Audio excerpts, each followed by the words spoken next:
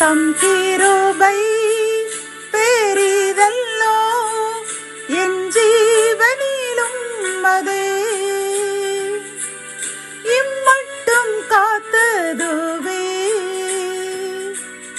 இன்னும் தேவை கிருபை தாருமே இன்னும் தேவை கிருபை தாருமே. கர்த்தரும் இரட்சகருமாகிய இயேசு கிறிஸ்துவின் ஈடு இணையற்ற நாமத்தில் சேனைகளின் கர்த்தர் ஊழியத்தின் மூலம் 19/3/2025 இந்த நாள் உங்களுக்கும் உங்கள் சந்ததிகளுக்கும் மகிழ்ச்சியின் நாளாக அமையப் போகிறது என்று மனதார வாழ்த்துகின்றேன்.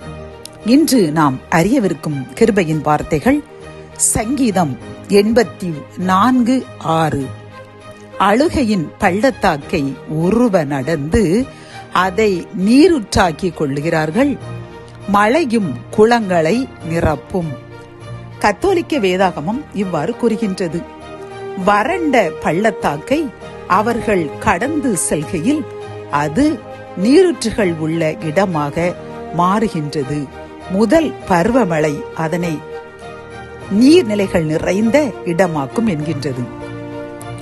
பிரியமானவர்களே, இன்று இந்த கிருபையின் வார்த்தைகள் மூலம் கர்த்தர் நமக்கு சொல்லும் ஒரு முக்கியமான செய்தி என்னவென்றால், நாம் இவ்வளவு நாளாக இந்த 2025 இந்த பிப்ரவரி மாதத்தினுடைய 18 நாட்களாக வரை கண்ணீரில் நாம் தத்தளித்துக் கொண்டிருந்தோம். அப்படித்தானே?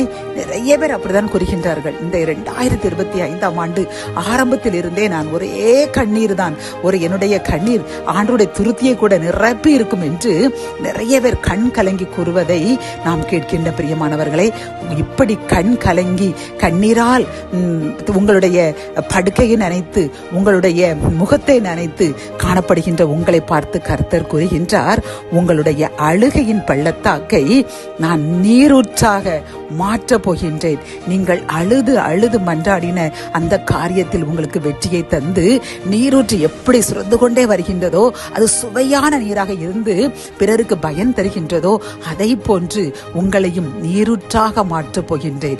நீங்கள் உங்கள் சந்ததிகள் பிறருக்கு ஆசீர்வாதத்தை கொடுக்கின்ற ஒரு சுவையான, பிறரை மகிழ்விக்கக்கூடிய ஒரு வாழ்க்கை, பிறரை ஆசீர்வதிக்கக்கூடிய, பிறருக்கு கொடுக்கக்கூடிய ஆசீர்வாதமான வாழ்க்கையை உங்களுக்கும் உங்கள் சந்ததிக்கும் இந்த மாதத்தில் தரப்போகின்றேன். இந்த நாளிலிருந்து அது ஆரம்பித்து விட்டது என்று வாக்கு கொடுக்கின்றார். பிரியமானவர்களை, எவ்வளவு மகிழ்ச்சி பார்த்தீர்களா?